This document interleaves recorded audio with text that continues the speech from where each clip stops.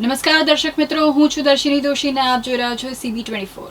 ગાંધીનગર મહાનગરપાલિકા તંત્ર દ્વારા પ્રદૂષણ અંગેની SOP જાહેર કરાયા બાદ માર્ચ મહિનામાં ગાંધીનગરની હવામાં સુધારો જોવા મળ્યો છે।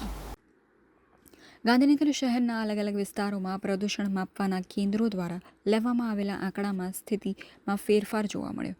શહેરના વિવિધ વિસ્તારમાં માર્ચ મહિનામાં AQI 50ની અંદર રહ્યો હતો।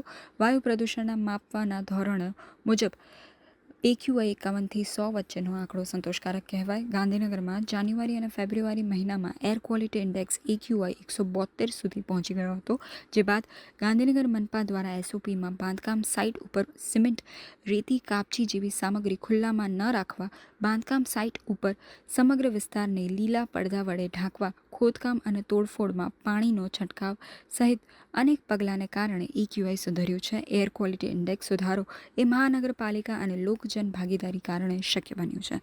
બાઇટ મીરા પટેલ, મેયર, મહાનગરપાલિકા, ગાંધીનગર। ગાંધીનગર શહેર માટે ખૂબ ખુશીની વાત છે।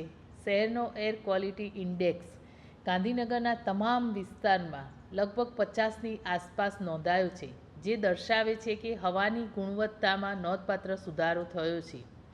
આ પ્રદૂષણનો સ્તર લઘુત્તમ પર આવી ગયો છે। આ સિદ્ધિ માત્ર પ્રશાસનની નહીં, પરંતુ દરેક નાગરિકની સહભાગિતાનું પરિણામ છે। મહાનગરપાલિકા દ્વારા સતત ક્લીનલીસ અને ડ્રાઇવ કન્સ્ટ્રક્શન સાઇટ્સ પર નિયમન અને ગ્રીન કવચ વધારવા માટેના જેવા પ્રયત્નો કરવામાં આવી રહ્યા છે।